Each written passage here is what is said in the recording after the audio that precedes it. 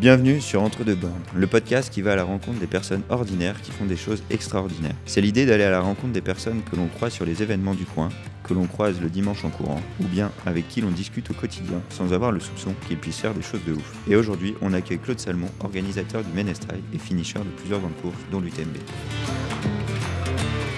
Bonjour Claude. Guillaume, salut. Salut, bonne année. Et du coup, on est parti pour une petite heure de questions-réponses, d'échanges autour de ta pratique du trail, autour du Ménestrel évidemment. D'ailleurs, on va peut-être commencer, est-ce qu'on dit trail ou est-ce qu'on dit trail ?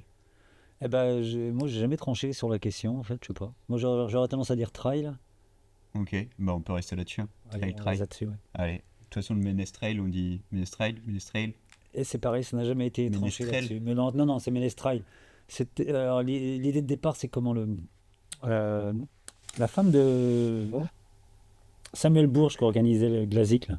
On avait fait un petit brainstorming pour avoir un nouveau nom. Quand on a changé tout notre chart graphique, en fait, on avait fait un petit brainstorming pour trouver un nouveau nom. Et c'est elle qui avait trouvé le Ménestrel avec un mélange de Ménestrel, justement, et trail, du fait de mon contour, cité médiévale. Ok, Ce qui est assez bien vu d'ailleurs. donc c'est même pas le Ménestrel est même pas né de mon contour, c'est né d'une personne extérieure qui a brainstormé autour d'une bière pour trouver le nom quoi. Ouais. Nous, on avait fait un appel. Enfin, ça, c'était dans les années 2007-2008. Hein. Ok. Le Ménestrel, il y avait déjà 7 ans. Mais en fait, à l'époque, en fait, il a été créé par le cordonnier de mon contour, Marc Rondel. Je sais pas si tu... Non. Bref, Marc avait lancé le trail en pays de mon contour à l'époque. Je ne sais même pas si ça s'appelait trail d'ailleurs à l'époque. Course nature peut-être. Peut-être course nature en pays de mon contour, ouais. Ok. Au profit du Téléthon. C'est D'où le premier week-end de décembre aussi le peut-être. premier week-end de décembre. Voilà. Ok. Et donc, mais c'était vraiment une course. Il n'y avait qu'une course, je crois, la première année, à 16 ou 17 km, un truc de style, qui empruntait surtout beaucoup de chemins agricoles en fait. Hein. Et il y avait, de mémoire, il y avait 80 coureurs au départ, quoi. Et Ok. déjà, c'était Ouais, c'était considéré déjà comme beaucoup à l'époque quoi. Ouais, C'était une réussite. C'était une réussite, ouais, tout à Ok. fait. Et toi, tu arrives dans la boucle du Ménestrel quand ?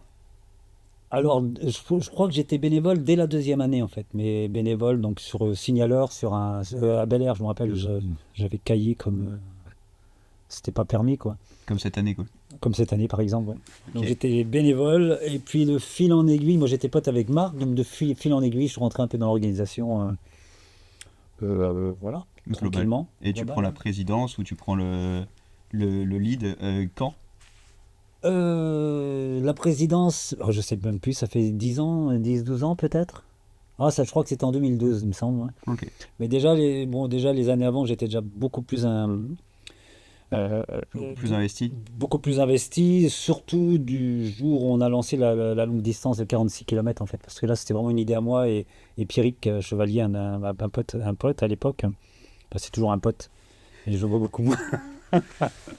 On avait eu l'idée de lancer la longue distance, quoi. Et donc, c'est là où on s'est vraiment beaucoup plus investi dans l'organisation en fait. Ok. Et donc sur le circuit, non, pas le format originel, ça a bougé entre-temps, ça a évolué sur les distances, donc 46, 54. Ouais, Est-ce mais qu'aujourd'hui le 54 prend toujours les chemins du 46 originel que vous aviez créé, ou chaque année ça a un petit peu évolué, changé ? ça a évolué au fur et à mesure en fait. Je pense depuis le départ, on a toujours la même trame en fait. On a une boucle sur Très Daniel qui correspond peu ou prou à la boucle originelle du moins des premières années du Ménestrel. Et après, on a rajouté donc la boucle sur Hénon. euh, et qui... On emprunte encore une partie des chemins, mais en fait, enfin, tout a été modifié au fur et à mesure, parce qu'au départ, il n'y avait pas beaucoup de chemins de tracé, on prenait vraiment les traces les plus évidentes, puis bon, d'année en année, on a trouvé des petits dribbles supplémentaires, des petites vallées à les fouiller, tout ça, donc on a amélioré amélioré les traces d'année en année, quoi. Et on continue tous les ans, en fait, on va dire que depuis 10 ans, les tracés bougent plus beaucoup dans leur ensemble, mais tous les ans, il y a quand même des nouvelles petites idées, quoi, dans les tracés. Ok. Si on revient un peu plus à toi, on est parti tout de suite dans le dur en parlant directement du Ménestrail, mais tout le monde te connaît, beaucoup de monde te connaît comme étant Claude du Ménestrail, mais au fond, qui est Claude Claude Ah. Salmon, général, Le Claude Salmon général, le vrai voilà. Claude. Claude Salmon, marié, de 2 enfants, voilà quoi. Et historiquement, moi je suis mélange entre Quessois et Plédran à l'origine. Et donc j'ai passé toute mon enfance à Quessois en fait. Et j'ai commencé à faire à Quessois, à l'époque, il y avait très peu de possibilités de faire du sport. T'avais du foot ou du foot en gros quoi. Et sauf qu'à Quessoy, il y avait un gros club de cross, en fait, sans doute à l'époque un des plus gros clubs de cross de Bretagne, avec On parle bien de cross-country. du cross-country, Ouais, ouais. ok. Avec Plugna sans doute. Et Oui. donc il y avait le gros club de Quessoy. Donc moi, le sport co m'intéressait pas, donc je me suis mis au cross. Enfin, À je me quel suis âge mis. du coup? Bah écoute, j'ai pas fait beaucoup en fait. J'ai dû faire Poussin et Benjamin. Donc 5-6 ans Et peut-être, et peut- 9-10 quoi. ouais, peut-être 8-9. minime, mais je sais plus trop, ouais. Ok. Mais surtout, il y avait le cross de Quessoy, c'était juste énorme, quoi. C'était un des plus gros cross. Enfin, pour moi, c'était un des plus gros cross du monde, même sans doute. Mais enfin, je pense pas. Mais c'était énorme, quoi. Il y avait des. Dans ta tête d'enfant, Dans c'était ma ça tête quoi. d'enfant, c'était ça. C'était quand je voyais des Lucien Rowe, des Pogam, tous ces mecs-là venir courir. C'était Oui, magnifique, ben, quoi. c'était les grandes stars De l'époque, du quoi. cross-country il y a 30 ans. Plus que ça. 40 ans. Ouais. 40, 50 ans, même. Ouais, presque 50 ans. 50 ans, je pense, Ouais. ouais. Ouais, on en entend encore beaucoup parler quand même dans le monde de l'athlé, Ouais, ouais, c'est ça, ouais. Ouais, ouais. de ces deux gars qui couraient vite à l'époque. Ouais, ouais, ouais. Qui battraient encore sans doute, je pense, beaucoup de gens sur le cross actuel. Ah oui, leur performance de l'époque. Ouais, Oh, je bah, pense que si on ouais, les ouais. remet, Ouais. si on les remet à Ouais. l'heure actuelle, je Mm. pense qu'il y a moyen que Lucien Rose soit encore aux avant-postes. Oh bah oui, ouais, quand on a été olympique, je pense que Oui, normalement, c'est qu'il y a des belles références, quand même. c'est clair. Donc du coup, tu as toujours couru? Non, non, non, ah bah non, non, j'ai fait Benjamin Poussin minime et après ça a été, bon, j'ai plus fait de sport pendant des années et des années. J'ai dû reprendre à courir à 25, 26 ans. Sur de la route Ah, ou... sur de la route et n'importe comment. C'était avec un pote, on allait faire des semi-marathons sans entraînement, des lendemains de Java. Enfin bref, il y avait zéro. Ouais, il y a la course du coin, tu Voilà, t'inscrivais on en avant. s'inscrivait, on y allait, puis voilà, c'est tout. Voilà. Voilà. Et après, pareil, j'ai fait quelques marathons, j'ai dû en faire 3 ou 4, mais avec des entraînements mais ridicules, quoi. Parce que c'était histoire le premier marathon, c'était juste histoire de voir ce que c'était que de courir 42 km, quoi. J'avais fait 20, donc fallait voir Fallait la voir un peu distance au-delà. au-dessus, voilà. Ouais, Et du coup, ça fait mal. ouais, ça fait mal, ouais, ouais. Ça fait mal, mais c'est sympa. Plus facile de faire 40 en trail ou en route. Ah ouais, beaucoup plus facile en trail, là. Ça peut marcher, quoi. Hein, parce que tu peux marcher, t'as des changements d'allure, t'as des. Ouais. Donc voilà, et après je suis passé, bah pareil, j'ai été faire un premier 100 km, je sais plus, je devais avoir 30 balais, je crois. À Cléder, il y avait le 100 km de Cléder, et c'est pareil, c'était pas dans l'idée de le finir, c'est juste histoire de voir ce qu'il y avait après le marathon, quoi, en me Ok. disant que tous les kilomètres au-dessus du marathon Intéressant à étaient aller des explorer, bonus. quoi. Ouais, ouais. Tu l'as fini? Ouais, j'ai fini, ouais, j'ai fini. Ok. Je sais pas s'il existe encore, lui, le 100 km de Cléder. Non, je crois qu'ils l'ont relancé, il s'était arrêté il y a peut-être 10 ans, je sais pas. Après, il y a eu une Il y édition a eu une édition, mais ça a pas. et ça s'est réarrêté, du coup. Ouais. Ok. Je pensais que enfin, ça va peut-être revenir, vu que bah, maintenant, avec toutes les inscriptions, toutes les courses et tous les formats qui reviennent, ça pourrait revenir. Mais c'est vrai que 100 km de Cléder, quand on regarde, c'est quand même c'était une référence. Ah bah, carrément, ouais. Il y a énormément de coureurs à être passés Ah bah sur les oui. 100 km de Cléder, qui pourtant, Cléder n'est pas une ville les plus attractives de Bretagne, mais Non, non, non. Et il ils y ont eu, avait attends, dans une des dernières années d'organisation, ils étaient support du ouais, championnat ils du ont monde, hein. ils ont eu des grosses courses Bah, le à championnat du Cléder, monde, ouais. hein. Oui, qui est du coup de fait forcément la meilleure. La plus grosse. C'est ça. Hum. Et versus trail route, donc il y a le fait que ce soit parfois plus facile et la diversité, mais est-ce que tu as des souvenirs de courses ou des choses qui ont influencé ton regard sur ta pratique par le trail? Bah, déjà, nous, enfin, quand je dis nous, c'était globalement, en fait, nous, il n'y avait que les courses sur route, il n'y avait pas de trail, là. Ouais, Donc on a commencé, quand il y a eu des courses dans les chemins, on appelait ça des courses dans les chemins, en plus, on a commencé à aller voir ce que ça donnait, et tout de suite, ouais, tu passes. En plus, moi, j'étais pas du tout chrono ni rien, donc bah, tu passes sur le trail parce que c'est beaucoup plus. Enfin, moi, je trouve ça beaucoup plus sympa, beaucoup plus agréable, quoi. Et avec dans le coin ici, les premiers trails, c'était la randonnée de. Comment ils appelaient ça? Randonnée des douaniers à Pordic, Ok. qui était mi-route, mi-trail. Puis autrement, il y en avait un dans le Morbihan, là, à Kénécan, trail des sangliers, ou je sais plus quoi. Ok, qui doit exister toujours, non? Qui existe toujours, mais moins plus sous formule rando, je crois. D'accord. Ouais. Donc voilà, après on est passé tranquillement sur le trail, et puis voilà, quoi, après tu. Et donc, si on parle un peu de course, t'as fini lesquelles? T'as échoué sur lesquelles? Tu t'es aligné sur quelle course? Est-ce que Euh, t'as fait une by UTMB? Ah bah non, mais je me suis aligné 4 fois sur l'UTMB quand même, parce qu'à l'époque c'était facile de s'inscrire, on s'y inscrivait juste avec un certificat médical, il n'y avait pas de tirage au sort ni rien, donc Donc, finisher 4 fois. non, non, finisher 2 fois, et la troisième fois, on a été arrêté au bout du 20e parce qu'il y avait de la tempête, et la quatrième fois j'ai arrêté je sais plus, 120e. Ok, quasiment arrivé. C'était 50 bancs. Oui, il restait que 50 bornes. Ouais. Ouais. J'aurais pu Faire faire un un effort. petit effort. Ouais. Une montée, une descente, non? Presque. Et quelles sont les autres courses sur lesquelles t'as été? Et si tu gardes une course, l'UTMB, ça doit être magique de la terminer. Bah, ouais, Et une autre course qui t'a marqué dans... Ah bah alors l'UTMB elle m'a marqué parce que c'était moi j'avais promis à Fabienne que j'aurais jamais fait des courses de plus de 100 km et puis moi je suis tombé sur une vidéo de l'UTMB et je quand même allez, bon, allez, je vais aller faire celle-là et puis après j'arrête quoi. Donc c'était en 2008, donc cette course-là elle m'a marqué parce que c'est pareil, je savais absolument pas ce que c'était que de courir 160 km et le fait d'arriver au bout, j'étais avec un pote de Pontivy et le fait d'arriver au bout c'est une satisfaction incroyable quoi, c'est énorme, puis surtout que tu passes dans des états De second à euphorique et voilà, ouais, ça de c'est très mal super. à très fort. Voilà, et pour moi, l'autre grande course que j'ai faite, c'est la Ronda del Cim à Andorre, qui n'existe plus, qui a existé pendant 10 15 ans peut-être, je sais plus, et qui était une course juste, enfin, qui était fabuleuse, quoi. C'était 177 km et 14 000 mètres de dénivelé. Et c'était le tour de la principauté d'Andorre, en fait, en gros, par les sommets. Ok. Mais vraiment, là, par les sommets, parce qu'on passait. Donc sur les crêtes, quoi. Ouais, on était sur les crêtes, on montait à Coma Pedrosa qui doit être à 3100, un truc du style. Et on n'était pas nombreux. La première année où je l'ai fait, on était 150 au départ, donc 150 coureurs sur 177 km. T'es rapidement tout seul en pleine montagne. Ouais, donc là, t'as pas le choix que de continuer, quoi. Tu peux pas abandonner où tu veux. J'avais abandonné à mi-route parce que c'était quand même. Très costaud.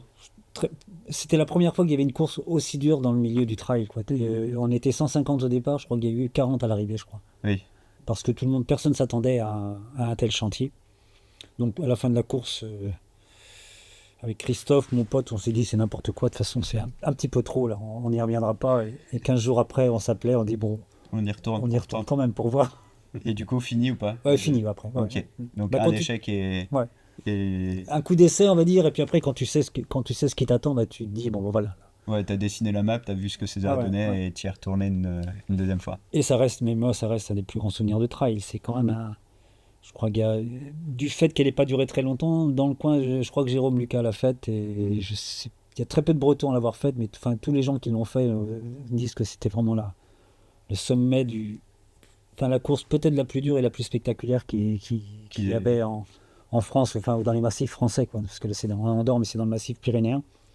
C'était juste hallucinant. On était quelquefois 5 6 heures sans voir, sans ravito, puis sans Sans voir voir personne, personne, quoi, quoi. à part 17 vaches Ouais, et 4 moutons, quoi.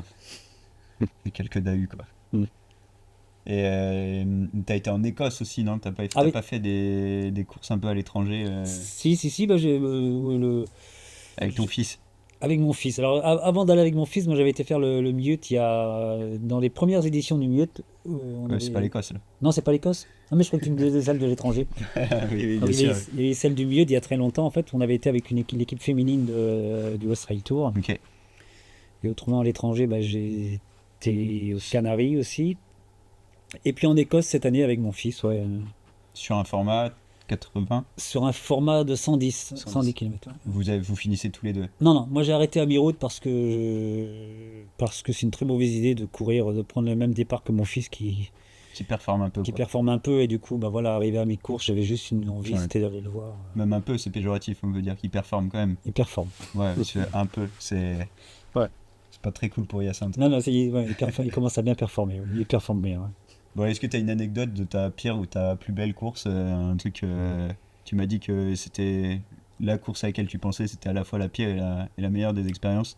Ah bah la Ronda là, c'est la pire et la meilleure. C'est parce que la pire dans le sens où sur la deuxième édition où j'ai fini au 120e kilomètre avec deux Espagnols, on s'est perdu en pleine montagne. On avait un peu de brouillard, puis manque de lucidité, et puis surtout on discutait. Et on s'est perdu s'est perdu en pleine montagne pendant 1h30 ou 2 heures, quoi. Et là, tu vois plus rien, tu crois apercevoir des frontales au loin, t'entends le torrent, t'as l'impression que c'est les chutes du Niagara, et quand tu y retournes le lendemain, c'était juste un tout petit ruisseau, mais qui faisait un potin d'enfer, quoi. Chérisse l'effort. Voilà. Et donc, là, t'es pas fier, quoi. Bon, après, une fois que c'est fini, t'es content, hein. Oui, une fois que t'es passé, c'est Une fois que t'es passé, c'est content, mais là, tu passes par des moments où c'est quand même... en plein jour, perdu 1h30 en montagne, ou en pleine nuit. Ouais, encore pire, quoi. Ah ouais, c'est encore pire, en plein jour. Encore moins. Tu vois pas ce qu'il y a de l'autre côté, tu vois pas... Tu sais pas où... Voilà, Et je suppose pas avec les lampes de maintenant, quoi. Pas avec les lampes de maintenant, et puis on avait fait des conneries, on s'était écarté du chemin, et on a voulu revenir en sens inverse, mais on a voulu couper, et on s'est retrouvé dans une autre vallée, enfin bref, le boxon pas possible. Le boxon pas possible. Et vous vous êtes retrouvé comment, du coup? Sur la bonne trace? Aucun souvenir. Je sais plus. Je sais qu'à un moment, on a vu une frontale qui était pas très loin, donc on a été la rejoindre et c'était bon, quoi. Mais... Ok. Ouais, par magie, quoi. Ouais, petite bol. Ou... la bonne étoile du trailer, quoi. On va la dire frontale ça, au loin. Ouais. Ouais, du coup, le Ménestrel, c'est... Donc on en a un peu parlé dès le début, mais l'idée de slogan, de tout ça, c'est venu d'un coup? Non. Ou la nuit, le vent et la boue est arrivé... je crois que je l'ai mal fait. Je crois que c'est pas le bon. La nuit, le vent, la boue. Si, c'est ça. Bah écoute, la nuit, le vent, la boue. Ouais, si, c'est ça. Je l'avais. J'ai eu peur. Mais je croyais qu'il y avait la pluie aussi dedans. Parce que c'est quand même beaucoup invité sur pas C'est mal vrai qu'on aurait pu la mettre, ouais, mais non, il n'y a pas la pluie, non. La pluie froide, même. Je mettrais on laisse quelques surprises, tu vois, encore. Et du coup, c'est la course qui a fait que c'est devenu ce slogan, ou c'est le slogan qui est devenu la course? En fait, j'aurais plus l'année, mais peut-être en 2008, 2009, je sais pas trop. Non, peut-être 2012 d'ailleurs, je sais plus. On voulait changer de toute notre charte graphique, et donc voilà. Et puis on s'est dit, on va changer un petit peu, booster un peu le truc. Et on est parti sur l'idée que de toute façon, c'est une course qui serait restée. On en accueillait à peu près 500 coureurs à l'époque.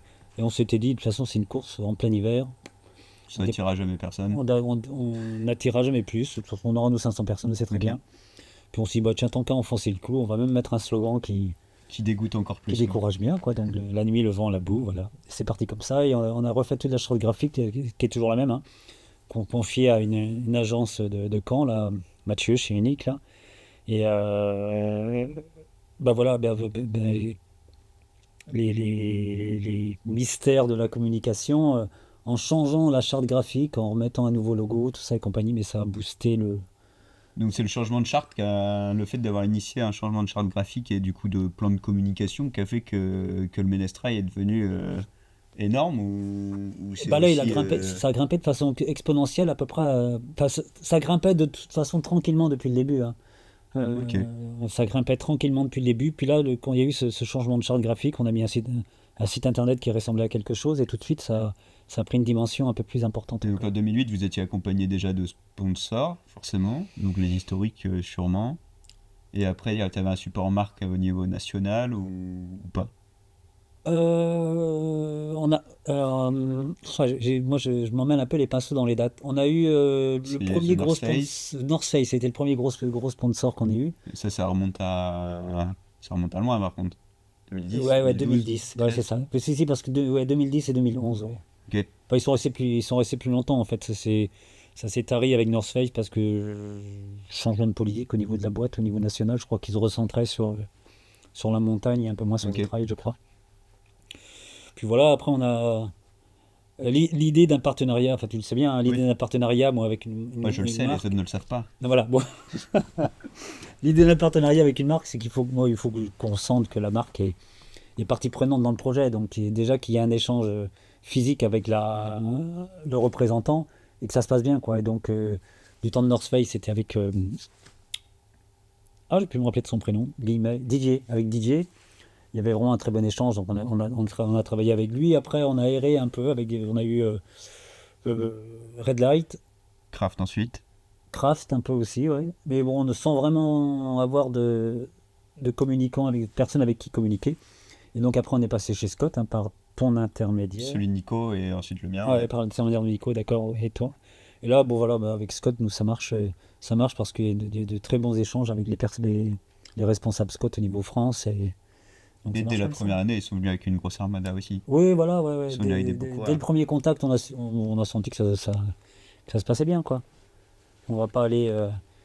On n'est absolument pas. Enfin, moi je dis moi personnellement, mais même au niveau du trail, de Mélistrail, on n'est absolument pas du style à aller Remettre en cause les choses si remettre tout en se cause passe les bien. cours. Voilà, si ça se passe bien, ça se passe bien. On va pas aller chercher ailleurs, quoi. Ok. Voilà, c'est pour ça qu'on est partenaire avec toi et avec Nicolas avant depuis. Oui, et avec plein d'autres, parce que je suppose que les partenaires Ah bah les génériques sont les mêmes depuis des années, le Crédit Agricole, Bercy. Crédit Agricole, dans l'ordre d'apparition, on va dire Crédit Agricole, Groupama. De toute façon, il faut toujours un banquier et un assureur. Voilà, bah c'est ça. Donc, Donc au ils moins, sont tu as les deux. voilà, et depuis le début. Et donc Bercy, Varoform, et puis Endurance Shop, Run Aventure. Non, j'en oublie. Ah si, Mega Ouais, Mega Plus, quand même, aussi, avec, qui est ouais. historique aussi, je pense. Ouais. Mhm. Et c'est pareil, tous nos partenaires, en fait, euh, c'est tous des partenaires, en fait, coureurs. Ils sont tous coureurs. Donc, forcément, plus facile à les capter. Ouais, mais souvent, c'est eux qui viennent vers nous, en fait. Et ils viennent vers nous, et puis moi, je dis, ouais, moi, je veux bien, il n'y a pas de souci, mais il faut que ce soit des gens qui courent, quoi. Enfin, qui courent. Qui ait quelque chose à voir avec la course à pied, quoi. Si y a une boîte qui vient nous voir en disant, tiens, moi, je veux mettre tant d'argent, j'ai non, je vois pas trop l'intérêt, quoi. Et est-ce que tu accordes de l'importance aux valeurs de tes partenariats? Si demain, tu as un groupe pétrolier ou que sais-je qui vient te donner tes centaines pour être partenaire, est-ce que Oh non, je pense qu'on refusera. tu as quand même l'éthique aussi de te dire... Si Carrefour vient nous voir demain, c'est pareil, on refuse. Enfin, tu vois, Ok. c'est pas dans notre ADN. On essaye de rester le plus local possible. Enfin, tu me diras, Scott, c'est pas local, mais il n'y a pas de marque locale. Non, il y en a pas ou peu. Il y en a peu. Ouais. Donc voilà, nous on essaye de rester dans le local autant qu'on peut, puis d'avoir un vrai contact humain avec les partenaires. C'est pas nous les partenaires, avant d'être une histoire d'argent, c'est une histoire de rencontre avec des personnes en fait. Ah oui, donc l'échange est au milieu de tout et c'est pas l'argent qui fait le budget Ah non, non, complètement. ou l'envie d'être partenaire. C'est pas ça qui va... Bon, on peut se permettre de refuser des partenaires parce qu'on a aussi Oui, il y a les bons aussi peut-être avant, mais... Maintenant, bon, c'est une affaire qui marche, donc on sait qu'on ne perd pas d'argent, donc on va pas aller chercher à en gagner plus et chercher des partenaires qui donneraient plus, quoi. Parfait. Alors moi j'ai bossé quand même, je ne dirais pas comme ça, mais Ouais. j'ai un peu travaillé pour t'accueillir et du coup j'ai mis en story sur mon compte Instagram si certains qui me suivaient souhaitaient poser des questions et il y en a plein Ah, autour du Ménestrel. Donc ça va être l'instant questions-réponses, mais vas-y, ce ne sont vas-y. pas mes questions. Du coup on a eu combien de bénévoles autour du Ménestrel? Alors, autour du Ménestrel, il y a deux strates, si on veut. Il y a l'équipe de base, en fait, qui est juste énorme, dans le sens du boulot abattu et de la cohésion dans l'équipe. On est une vingtaine, en fait, à gérer le Ménestrel sur l'année, en fait. On est une organisation très horizontale, en fait, chez nous. Il n'y a pas... Bon, il y a moi, je suis président, et puis un petit peu tête de pont, parce qu'il en faut une. Mais après, on est une vingtaine, avec chacun... on bosse en binôme, en général, ou par trois personnes en fait, où chacun gère ses dossiers.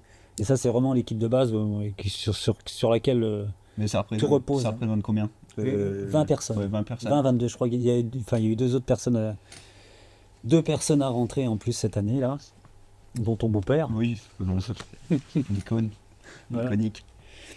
Et autrement, sur entre les jours juste en amont du trail, c'est-à-dire les 2-3 jours avant, et sur le jour même, il y a à peu près 300 bénévoles. Ok. Donc un petit village qui se met en action Ouais. sur juste un week-end. Ouais. Mon contour, c'est combien d'habitants en temps normal? Alors, comme on dit, mon contour, c'est 800 habitants, dont 400 à la maison de retraite. Donc, tu vois, il y a à peu près 400. Il y a une grosse maison de retraite qui accueille Donc, en 400 fait, personnes. tous les actifs de mon contour sont présents le week-end du Ménestrel. Ah, ce serait intéressant de voir. Mais non, non, parce que la plupart de nos bénévoles viennent de l'extérieur. Enfin, c'est beaucoup par relation, par cooptation, des gens Ouais, qui forcément, viennent, des c'est- potes, de potes, de potes. Mais je pense que ouais, c'est pas con, ça. Ce serait intéressant de faire un petit. De voir combien de personnes, combien de mon contourés sont dans l'organisation, sont dans les bénévoles. Mais je pense qu'il y en a énormément. Combien de litres d'eau À sur les tomber, à ravitaux? tomber sur la gueule des coureurs. Beaucoup, énormément, mais non, sur les ravitaux. Ah là, aucune idée. Aucune idée parce que on n'achète plus de. Là, je sais pas pourquoi il m'a posé cette question-là. Il Je peut sais avoir pas. soif, le chef, mais du coup, je la pose quand même. Mais Ou alors ils bossent chez Volvic, je sais pas, mais non, non. au cristallier. Non, non, combien de litres d'eau? Aucune idée. D'autant plus on essaye d'avoir un impact écologique le plus doux possible. Et maintenant, on a plus de bouteilles d'eau. C'est de l'eau du robinet qui est prise directement sur les points de ravito. Donc on est incapable de dire De dire combien de litres. Ouais. Beaucoup. beaucoup. Autant que ce qui tombe. Autant, voilà, ouais, c'est à peu près ça. Ouais. Ok. Et il y a une autre question un peu d'ordre logistique, mais tu as 99% de chemin privé sur Ah. toutes tes courses. Du coup, le mois d'avant, il y a toujours ce petit post qui dit qu'il ne faut pas aller Ouais. sur les traces de mon contour. Mais donc, combien de temps vous passez à baliser l'entièreté des circuits, sachant que tous les circuits ne font pas les mêmes circuits en entier? Ouais, alors 99% c'est exagéré, mais je pense qu'il y a au moins 90% des chemins qui sont sur des propriétés privées. Donc déjà, il y a un énorme travail en amont pour avoir les accords de tous les propriétaires. Ce qui est très compliqué parce qu'il y a certains endroits où c'est des toutes petites parcelles qui sont grandes comme 4 boîtes de chaussures, là c'est tout, hein, mais comme pour les propriétaires. Et les quelques propriétaires qu'on ne trouve pas parce que c'est dans des fonds de vallée et personne ne sait plus à qui appartiennent C'est terre. ces terres. Mais globalement, d'année en année, je pense qu'on a à peu près tous les propriétaires. Mais ça, c'est un gros boulot déjà à faire. Et sur le balisage, c'est pareil, on a sectorisé les circuits avec des références sur chaque secteur. Et on est beaucoup de coureurs dans l'assaut, donc en une semaine, c'est balisé à peu près. Donc J-7, vous y mettez et vous finissez le matin même ou vous y mettez 15 jours avant? Non, non, on s'y met en général 15 jours avant, à peu près 15 jours avant, sur les secteurs qui sont pas visibles des routes. Ok. Et après, Tous les abords, tous les abords, on les finit les derniers jours. pour Et on éviter reverrait. justement les gens qui viennent. Ouais, pour éviter qu'il y ait trop de monde à passer sur les chemins. Ok. Et après, la veille, on revérifie dans la journée, on revérifie le soir, une fois qu'il fait nuit. Ok. Et quand tu négocies là, avec les agris, et ça c'était, enfin les agris ou les propriétaires de terre, c'est quoi? C'est financier, c'est un accord, vous tapez dans la main, Ah, c'est une bouteille de rouge qui traîne à l'arrière du camion, on tape dans la main, c'est une bouteille de bière en général, Ok. et qui est brassée à Brasserie de qui est Launay, brassée à l'emballe. à l'emballe. Et puis là, cette année, on va organiser, j'espère que je m'avance pas trop, mais on va organiser toute une rencontre avec tous les propriétaires en fait. Ok. Voilà, une bonne fois pour expliquer un peu notre démarche et pour en remerciement de leur autorisation de passage. Hein. Ok. Donc il n'y a rien, ouais, vous payez pas ou autre, Ah non, rien de financier dans Non. ces accords-là. Ah. Ok. Ce qui était une question, donc D'accord. je l'ai posée. Et du coup après là on va rentrer dans le vif du vif, mais quel avenir? Est-ce que une Barclay, est-ce que un sans borne instauré brut en blanc dans le calendrier tous les ans, ou est-ce que plus grand, plus court, différent, Alors, une course sans balisage mais tout ça, c'est des idées qui sont passées, dans qui votre sont, tête? qui sont passées dans les têtes et arrivées sur les réunions. Maintenant, Nous, on recommence, là on va se revoir au mois de mars. La première question qu'on se pose déjà dans le groupe de 20 personnes, là, bon, est-ce qu'on refait cette année? C'est ça, c'est toujours la première question. Donc je peux pas répondre, mais je pense qu'on va refaire quand même. Mais après les idées, là cette année on a remis en place de 100 bornes parce que c'était une édition anniversaire, c'était les 25 ans, ou la 25e édition. La première fois, c'était 2019, Ouais. juste avant le Covid. Ouais. Et Pour donc la 20e après, édition, hein. vous êtes reparti sur une édition 2020 qui était une édition blanche puisqu'il y avait eu le Ménestrel virtuel. Ouais. Et après, 2021, une édition classique Ouais. avec 54-33. Le 24, la Crépahut, et puis Tour du Courtil. Tour du Courtil. Ouais, 8 Le kilomètres. 7 et le 14. Et les courses enfants. Ok, et course enfant. Enfin, déjà, à partir de 2019, en fait, avant 2019, on était sur 2 jours, on était sur le samedi-dimanche, et pour les 20 ans, en fait, on est passé sur une seule journée sur le samedi. Et depuis, on a gardé cette formule-là parce qu'elle nous convient bien. Ok. Voilà. Et donc, le 100 km, on l'a refait cette année. Il a plu. Et puis, enfin, il a plu. Il a plu. Ouais, Il a t'as plu. eu- Et t'as- il a beaucoup plu aussi au cours. T'as eu très chaud sur la météo. Ouais. Enfin, très froid de ne pas l'organiser, mais Ouais. Et bon, la distance a plu, le circuit a plu aux coureurs, donc je sais pas trop. Là, on en parlera en mars. Je sais pas si on va le refaire. Je sais pas si on va garder une périodicité de tous les 5 ans, s'il va revenir plus souvent. Là, je suis incapable de répondre à cette question. ok. Et il y aura peut-être d'autres idées à arriver, là, mais c'est... Mais qui pour l'instant n'ont pas encore émergé. Non, Ils voilà. sont pas montés à tes oreilles, quoi. Non, il y aura sans doute une petite diminution de la jauge. On va peut-être accueillir moins de coureurs parce qu'on s'aperçoit qu'on est au max de nos possibilités et que pour que ça reste... C'est en termes logistiques ou en termes Ouais. accueil pur? En termes logistique, non, là, en logistique, on pourrait monter plus haut, c'est pas vraiment un souci, mais c'est en termes d'accueil et en termes du plaisir que les bénévoles prennent, quoi. Je crois qu'au bout d'un moment, faut... Ouais, tout le monde a l'air bien éreinté après cette Ouais. édition Donc, 2024. peut-être qu'il faut revenir à des jauges un tout petit peu plus basses, ce qui va être poser un problème d'inscription parce qu'on est déjà archi débordé, mais voilà, moi, le principal, enfin, c'est très bien les coureurs et tout et compagnie, mais c'est... D'ailleurs, comment vous gérez ça?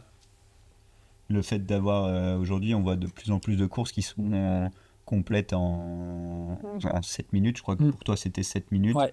Je sais que l'UTMA, là, dans les Monts d'Arrée, ils ont eu un peu Ouais. la même problématique. L'ultramarin dans le Morbihan qui se retrouve à faire péter les serveurs de nos amis Clickego. Comment vous, organisateurs, vous arrivez à gérer ce petit stress d'accueil d'une part, et puis en même temps de gestion de la frustration des uns et des autres qui Ouais, seraient ouais. très déçus au final de ne pas être sur la course. Bah, c'est compliqué, hein. Jusqu'il y a 2-3 ans, on trouvait ça plutôt marrant, quoi, de se dire, tiens, c'est rempli, allez, en 2 jours, on a tout vendu. On trouvait ça assez. Ouais, ça flattait l'ego un peu, tu vois. Tu te bombais dis, le torse un peu plus. bon, belle torse, c'était sympa et tout, mais là, bon, là, ça devient un peu ça devient délirant, quoi. 7 minutes pour 2300 dossards, on avait vendu en 7 minutes, ça devient du délire, quoi. Et toutes les courses, ça devient problématique. Quelle solution? Alors là, moi, franchement, on en parle entre nous, hein. Je sais qu'il y a le SCORF. Ça va passer par beaucoup de préinscriptions, un petit peu comme l'UTMB probablement, Je sais avec pas. Non, mais il y a des idées dans les tuyaux, hein. Bon, je sais que le trail du SCORF, en fait, eux, ils pensent mettre en place pour l'an prochain. Bon, c'est pas sûr à 100%, parce qu'il y a beaucoup de gens. Vu que tout est rempli très rapidement, maintenant les gens achètent des dossards en se disant de toute façon, même si j'y vais pas, je réussirai. Oui, je vais le revendre. Et donc je sais que au niveau du score, ils ont émis l'idée peut-être si tu t'inscris et que tu revends ton dossard, tu perds la moitié du prix de ton dossard et l'autre moitié ira à une œuvre humanitaire. Pour que les gens qui s'inscrivent en fait aient vraiment l'intention de le faire. Ok, ouais, qu'ils se sécurisent pas le dossard et puis qu'ils avisent au dernier moment d'y aller ou non, quoi. Voilà, ouais. Et tu as d'autres organisations comme le Grand Raid des Pyrénées par exemple, eux, si tu t'inscris, tu peux absolument plus changer ton dossard après. Ni le revendre, tu peux plus rien faire. Donc ça veut dire que quand tu t'inscris, Il faut que tu sois sûr d'y aller, quoi. tu es sûr d'y aller ou tu perds tes 100 balles. Voilà. Ouais. Sauf certificat médical. Donc est-ce que c'est une bonne solution? Je ne sais pas, mais de toute façon, il faudra. Il n'y a pas de recette, il n'y a pas de recette là, hein. S'il y a 4000 personnes qui veulent s'inscrire et il n'y a que 300 places, il y a 300 de prix, hein. Oui, après, c'est la loi du plus fort au niveau du serveur, celui qui a la meilleure connexion. Ouais, ou alors ça peut être tirage au sort comme font certaines courses aussi. Mais de toute façon, on ne pourra pas satisfaire tout le monde. Et Alors, quelque part, c'est bien parce que ça veut dire que le trail marche à fond et qu'il y a encore de la place. Qu'il y a encore beaucoup de place à prendre pour faire des trails. Peut-être que le week-end du Ménestrail, le week-end des autres très grosses courses, il faudrait que d'autres associations se mettent en face, organisent quelque chose. Hein. Pour essayer de gérer les frustrés, quoi. Oui, voilà, ouais, ça... Mais autrement, là, franchement, j'ai pas de recette hein, pour l'instant. Hein. Mais c'est un problème, c'est sûr que c'est un problème. Et encore, nous, ça résout pas tout, mais en fait, au niveau de notre politique, nous, on réserve à peu près 1000 dossards pour tous les coureurs locaux, les clubs locaux, pour que les gens du coin, au moins, puissent courir à mon contour. Quoi. Ouais, parce que c'est un peu ce qui est dit quand les gens sont frustrés sur les réseaux. C'est une course faite que pour les Bretons. On voit un peu ce genre de commentaires qui peuvent, oui, c'est sûr. peuvent passer. Mais en même temps, c'est logique. Aujourd'hui, Landébouillère fonctionne un peu de la même manière aussi. Et je sais pas pour Landébouillère. Ils réservent une partie des dossards et après, puisque eux, je crois que c'est 80% qui viennent en dehors de la Bretagne, ils réservent une partie pour des clubs du coin qui veulent s'inscrire, quoi. Oui, mais nous, c'est ce qu'on fait déjà depuis pas mal d'années, en fait. Oui. Ton meilleur souvenir ou l'édition qui t'a le plus marqué? Au niveau des Ménestrails, là. Ouais. Je sais pas, en fait. Celle qui m'a le plus marqué, celle qui nous a le plus marqué, c'est quand même l'année, je sais plus laquelle, où il avait neigé. Ok. Où ça a été sans doute la pire au niveau de l'organisation parce qu'il s'était mis à neiger le mercredi, je crois, avant le Ménestrail. Le jeudi, toutes les routes étaient impraticables ici. C'est 2014, un truc comme ça. Je sais plus. Plus tôt même. C'était plus tôt même, je crois bien. Ouais, non, c'était avant 2012. Et ça avait été... il avait sur Hénon, à certains endroits, il y avait 30 ou 40 cm de neige. Ok, la grosse tempête, quoi. Grosse tempête de neige. Les Alpes. Ah ouais, non, mais c'était la folie. Et le vendredi, il y avait un redout. La course, à l'époque, avait lieu sur 2 jours, samedi, dimanche. Donc le vendredi, il y avait un redout. Et les routes se sont dégagées, donc les coureurs ont pu venir. Mais nous, on a rebalisé les chemins, mais on n'a pas pu tout rebaliser. Et c'était... sur le Grand Ménestrail, quand ils étaient sur la partie des noms, par endroits, ils couraient, ils avaient de la neige jusqu'aux genoux, quoi. Donc, ce qui a donné des photos magnifiques et des souvenirs. Les gens nous en parlent encore de cette édition. Ok. Bon, ça a été hyper flippant pour nous parce qu'on avait peur, on n'avait pas eu le temps de vérifier tous les chemins, donc on se disait, il y a certains endroits, on espérait juste que ça passe, quoi. Qu'il n'y ait pas une cheville qui reste plantée dans la neige. Ouais, où il y ait trop de neige et qu'ils ne puissent pas passer, enfin, tu vois. Ouais. Donc, ça reste un très bon souvenir. Ouais. Et un autre?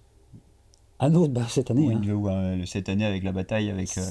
Cette année, au niveau sportif. Ouais, il y a eu des belles batailles. Ouais, il y a eu des batailles énormes entre deux futurs grands champions du trail. Ouais, Benjamin Martinez. Manuel Coty et Benjamin Martinez qui nous ont offert un spectacle de fou cette année, là, tous les deux. Là. Eux, ils ont.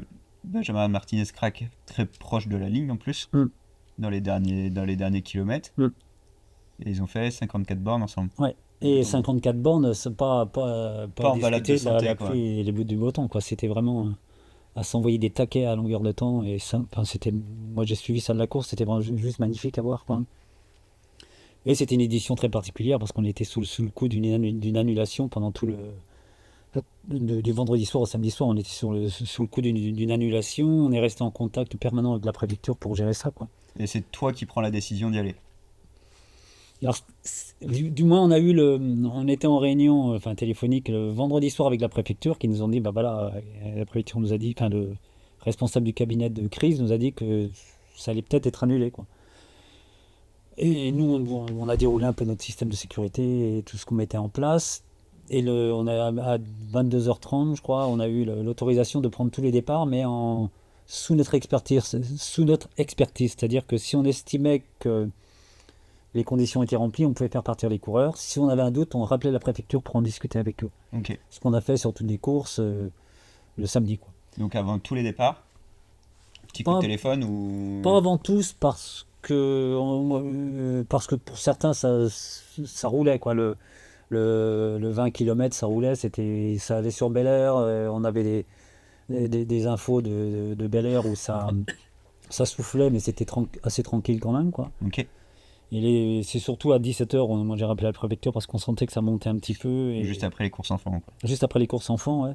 Puis on a dit, bon, on y va, ça va le faire. Et ça l'a fait jusqu'à 18h, quoi. 18h, c'est devenu un peu catastrophique. Donc, c'est pour ça qu'on a neutralisé la dernière course à mi-course. À peu Donc près. ça, c'est les premiers étaient donc arrivés à la salle quand on prenait cette décision-là, et ça a Les premiers impacté, allaient arriver, ouais. et ça a impacté quoi, un tiers? Ah non, ça a impacté La moitié la moitié de la course. Ok. Ouais. Donc là, ils sont rentrés par leurs propres moyens, ils ont Non. terminé ou... Alors, il y a eu plein de décisions de prise un peu en urgence. On a arrêté la course en fait à la brousse. Dans un premier temps, on a arrêté le ravito parce que le chapiteau devenait dangereux, donc on a arrêté le ravito. Et peu de temps après, on a supprimé la dernière boucle.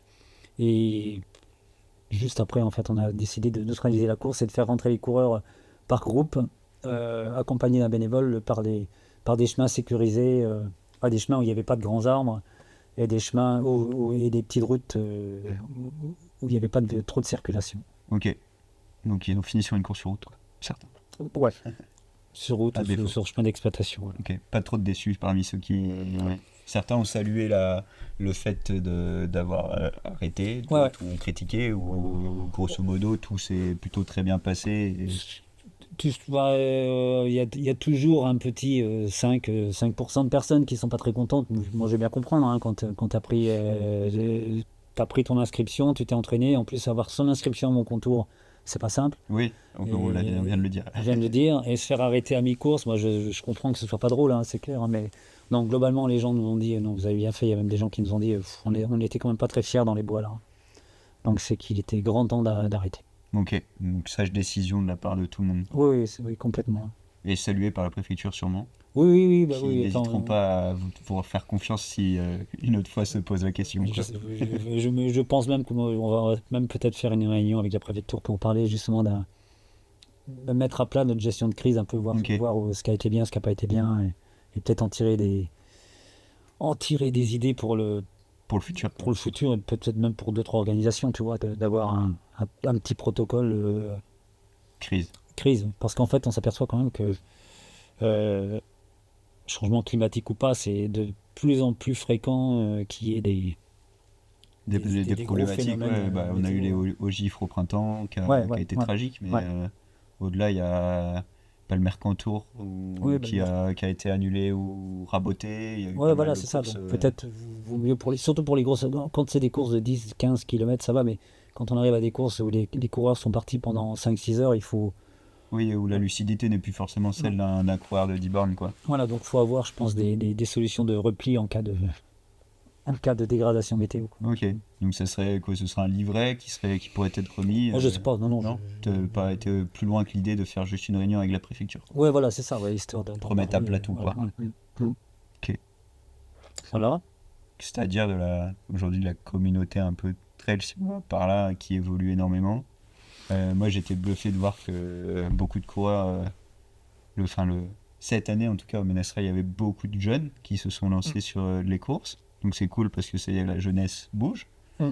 Mais toi, quelle est ta vision je sais pas envie de dire ancien, mais Bah si. Enfin, de personnes qui ont de vieux une cons, tu certaine peux y aller, hein. expérience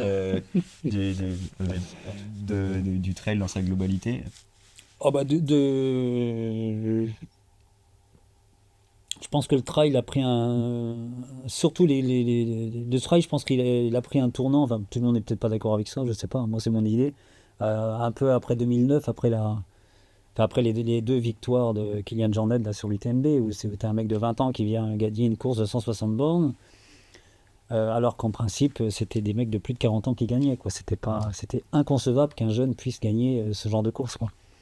Et donc, Kilian Jornet, en plus, après d'arriver par Salomon avec toute une image, une imagerie commerciale qui s'est mise en route, et avec un beau récit, quoi, une belle histoire, en fait, parce que c'est un mec bien, et puis et je pense que ça a décuplé les envies des gens et des jeunes de passer, de faire du trail, quoi. Puis on a vu de plus en plus monter ça en puissance. Et là, ces dernières années, c'est juste comme tu le dis, c'est hallucinant le nombre Il y a de les jeunes. réseaux sociaux qui font beaucoup. Oui, les réseaux sociaux par dessus, oui, tout à fait. Mais ouais, c'est vrai que là, c'est vraiment cette année où on avait des quadras, un cas, trentenaires qui arrivaient, c'était souvent d'anciens cyclistes, d'anciens footeux qui débarquaient sur les trails, et là, on a on a beaucoup de jeunes Ouais. et puis qui se mettent sur des défis qui sont parfois très très longs, quoi. Ouais, qui sont trop longs à mon avis, même, mais c'est sûr que c'est impressionnant. Et même, tu vois, sur les plus petites courses des 14 km, là, moi, je vous rappelle la Guerre-les-Dents l'an dernier, tu regardes le top 10 de 14 km, c'est cadets juniors, quoi. Ouais. Alors qu'avant, on avait des cadets juniors qui arrivaient 7-8. 7-8, les meilleurs, après c'était 10, 15e, 20e, et là, sur le top 10, ils sont en majorité, quoi. Ouais. Donc et t'en as qui arrivent, t'en as certains qui arrivent des écoles d'athlètes, hein, qui ont Oui, et qui préfèrent le loisir et la nature que de tourner sur 400 mètres, quoi. Ouais, voilà, ouais. Mais t'en as aussi qui arrivent de nulle part, quoi, qui se mettent juste à courir, ou qui arrivent qui ont fait un peu de vélo avant, ou un peu de foot, et qui viennent sur le trail, et donc c'est impressionnant, hein. Enfin, c'est impressionnant. Et est-ce que ta vision, on va dire, sur l'UTMB ou sur tout ce qui a pu Bah, après, faire couler un peu d'encre l'hiver dernier, est-ce que ta position, elle a changé depuis que tu y as été cet été ou... Ah non, moi, elle a pas changé. Moi, j'ai deux positions sur l'UTMB. L'UTMB, ça reste une course magnifique, hein. Ça, c'est juste splendide. C'est un circuit qui est magique. Il y a une ambiance incroyable. Maintenant, c'est sûr, moi, vu le nombre de personnes qui arrivent dans le trail, en fait, il y a tout un volet commercial qui commence à devenir un peu puant, quoi. Avec des très grosses sociétés privées qui se mettent à organiser des trails et dans le seul but dans un unique but mercantile, quoi, faire de l'argent, et puis c'est tout, quoi.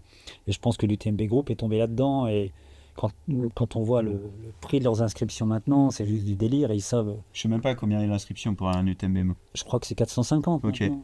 Hors frais de déplacement, hébergement. Hors frais de déplacement, hébergement, Équipement. et hors course de qualification, où tu es obligé de faire des courses UTMB pour te qualifier, qui Oui, sont au maintenant, même il y a le prix. label, il faut t'inscrire à tout prix pour. Donc si tu veux faire un 160, moi je sais pas, si tu veux faire un 160, si tu veux faire le UTMB 450 €, il faut déjà que avant tu aies au moins fait 2-3 courses à 300 ou 400 balles. Ouais, donc Dans les 2 ans. ton UTMB te coûte déjà en inscription de plus de 2000 euros, quoi. Ouais. Et en parlant mercantilement, ils ont raison de le faire, il y a du monde à le faire. Oui. Mais voilà, mais après moi c'est tout ce côté... Mais ça dénaturise les assos qui se démènent en local pour créer et attirer du monde. Ouais, et puis bon, en plus l'UTMB Group a une politique quand même de vampirisation du milieu du trail. Soit ils rachètent des trails, ou s'il y a des trails qui veulent rester un peu indépendants, mais ils recréent une course similaire juste à côté, sur les mêmes circuits. Ouais, ils récupèrent, quoi. Ils récupèrent. Ce qu'ils ont fait au Ventoux avec leur nouvelle course Oui, du il y a Ventoux, le Ventoux. ce qu'ils ont fait avec l'Ultra Trail Côte d'Azur, là. Ouais. Alors qu'il y a l'UTCAM à côté qui existe depuis longtemps, mais qui a dû vouloir garder son indépendance, ben c'est pas grave, on va organiser une autre à côté sur le même chemin. Par contre, en Bretagne, on reste des bonnets rouges parce qu'aucune course n'est encore passée UTMB. Non. By UTMB en tout cas. Allez, non, c'est vrai. Ouais. Quand même fou ça. Ouais. On a cassé les portiques écotaxes et en plus on est encore. Ouais, on résiste. Bah après, et en Bretagne, il y a quelques organisations pro, hein, quand même, je pense, sur Saint-Malo. Oui, bah il y a l'Intramuros notamment. Ouais, l'Intramuros. Il y a Cancale Saint-Malo est toujours associatif, mais ouais, il y a quelques. Red du Golf, peut-être, ils sont un côté professionnel Ouais, aussi après, maintenant. Mais il y en a très peu, en fait, par rapport à d'autres régions. Après, ils n'ont pas le choix pour le coup, le Raid du Golf, vu l'organisation Ouais. que c'est. Il y a aussi un moment où le mercantile. Et c'est pas très... Non, mais c'est pas très grave qu'il y ait des professionnels à se mettre sur le milieu du trail, c'est pas très grave. Mais quand ça devient des énormes machines Ouais. comme ça, c'est là où c'est. C'est là où c'est le danger, quoi. Ouais, c'est là où est le danger. Ouais. Selon toi, c'est quoi l'avenir Bah, c'est dur c'est dur à. Il y a de plus en plus de pratiquants. Est-ce que ça va s'arrêter? Est-ce que ça va continuer? Je sais pas. C'est plutôt une bonne nouvelle que les gens se mettent à courir et viennent courir. Ouais, dans faire les du sport, chemins, hein. hein. C'est très Carrément, bien. hein. Une ressource avec la nature. C'est très bien, hein. Maintenant, où ça va s'arrêter, je sais pas. Ou peut-être que ça va retomber tranquillement après. Qu'il va y avoir un autre sport qui va prendre le relais, qui va devenir La nouvelle hype, tendance, quoi. la nouvelle tendance. Voilà. Mais les réseaux sociaux, ouais. Les réseaux sociaux, ils sont pour beaucoup, c'est clair, hein. Ok. Entre quelques têtes de pont, quelques influenceurs bien Bien connus. connus qui préfèrent le like. Voilà. Ouais. Et puis beaucoup de gens lambda qui vont passer leur temps À les suivre ou à les regarder. et puis à mettre leurs entraînements sur ça. Internet. J'en fais partie, donc. T'en c'est fais vrai. partie? On va aller sur la fin parce que l'heure a tourné quasiment. Je crois qu'on a même dépassé un peu le temps, mais Ah oui, d'accord, bah, dis donc, ça passe bah vite. ouais, ça passe vite. Hein. On aurait encore 2 heures à passer. Ah ouais, On j'aurais encore plein trouverait de trucs à dire, moi. Bah ouais, moi aussi, mais il y a un moment, il faut forcément terminer. Mais Mm. c'est si tu dois résumer ta pratique du trail en un seul mot, qu'est-ce que tu mets? La mienne perso, Ouais, la tienne. tranquille. Ok. Voilà. Tranquille dans la nature. Tranquille de nature, bah, aussi par défaut, parce que quand je m'inscris sur un trail, à chaque fois, je me dis, allez, tu vas te faire un plan d'entraînement, tu vas bien t'entraîner, tu vas essayer de pas performer, mais de t'entraîner le mieux Arriver possible. affûté, quoi. Voilà, puis en fait, j'ai aucune rigueur, donc rapidement, ça tourne à. Au Je vais faire 3-4 entraînements dans la semaine, puis voilà, ça ira. Parce que déjà bien, hein. Oui. Mais Déjà, voilà, je crois que. ton prochain trail, du coup, c'est où? Mon prochain trail, la Folleté, samedi. Ok. Et après, dans Et les les plus amis de DB, gros quoi. objectifs, les amis de DB, les potes de DB, ouais. Et après, Guerre-les-Dents, sans doute de 40 km. Et puis, bah, peut-être le Haut-Gifre en juillet. Ok. Et peut-être le GRP fin août. Donc un gros programme quand même. Bah, j'ai un peu plus de temps pour courir maintenant, donc voilà. Et après, on se voit en septembre pour l'édition 2025. Voilà. Et puis, si, suivre mon fils qui commence quand même à. Lui, son programme de course, il est établi. Il va sur le Chianti, là, au mois de mars. Après, il va en Croatie, sur l'Istria. Après, il part au Canada, donc il va faire l'Ultra Trail de, je sais plus, Quelque part par Montréal. là-bas. Ouais.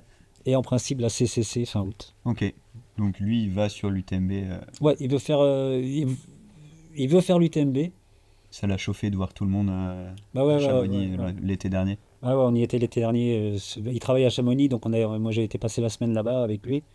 Et on a suivi entre autres la team trail du Finistère avec Jean-Marie L'IVS. DRS. Donc lui, il veut faire au moins une fois l'UTMB avant de passer à autre chose, mais il voudrait au moins faire l'UTMB, Ok. ce qui est logique. Quand tu cours, tu écoutes de la musique ou Non, non? Une musique que tu pourrais conseiller à quelqu'un qui serait vraiment dans le dur sur un trail pour remotiver tout le monde. Remettre d'équerre. ah, alors là, mais moi je sais que si je devais écouter de la musique, ce serait de la musique africaine. Parce que Ok. tu as des rythmes tranquilles et puis tu peux t'évader facilement, donc ça peut permettre d'oublier le. Quelqu'un petit pétard ou non? Non, pas en course, même pas en course. Et si tu dois nous donner un invité ou une personne à qui tu pourrais donner le flambeau pour venir faire un deuxième, un troisième ou plus d'épisodes derrière, Ah. si ça plaît. Alors, moi, bon, je vais t'en citer plusieurs, mais je vais en garder un à la fin. Ok. Donc, ouais, d'emblée, j'aurais cité des gens comme Jean-Claude ou Bernard, les organisateurs de Guerre les Dents, parce Ouais. que c'est quand même les. Ils sont débordés ces gens-là. Ah, ils sont débordés, bon, peut-être qu'ils viendraient. Mais c'est quand même eux qui ont lancé. Enfin, qui ont sans doute la plus belle organisation en Bretagne au niveau du trail. Voilà, puis c'est les historiques, hein. Et après, deux autres personnes, ce serait Christophe Mallardet Ouais, de Qui- Fartlek. de Fartlek, ouais, mais qui est quand même la personne qui a fait connaître le trail en Bretagne avec à l'époque David Pasquio, et puis qui est toujours resté dans le milieu, quoi, en tant que coach et en tant que consultant et tout. Et puis, mais je pense que Christophe sera sans doute cité à un moment ou à un autre par d'autres. Oui, par d'autres, par d'autres. si jamais on en fait Eh, 50. Voilà, et ben moi On je vais aura peut-être, citer Loïc Tachon. Ok, Voilà. le speaker. Alors, double casquette, ancien journaliste sport à Ouest Ouais. France et speaker, et surtout du temps de journaliste sport à Ouest France, c'est quand même quelqu'un qui a toujours été très investi dans le trail et qui a toujours suivi tout ce qui se passait au niveau du Et trail. pas que, de la course dans son ensemble. Et de la parce course dans que son ensemble, Il savait ouais, aussi ouais. mettre en avant la Ouais. clé quand il fallait le faire ou les crosses. Donc, Ouais, ouais. Et puis speaker, puis bon, voilà, c'est notre speaker au Ménestrail aussi, et puis donc, donc voilà. et ben, écoute, on va espérer qu'il écoute ou qu'il passe dessus, en espérant qu'il ne trouve pas notre prestation trop mauvaise. Ouais, Et c'est la, donner envie de venir. c'est la première, on essuie les plâtres là. Bah ouais, on essuie vraiment les places. Ouais. Donc, bah écoute, merci d'être venu. Puis, à une prochaine, Ouais, merci bien, Guillaume. avec grand plaisir.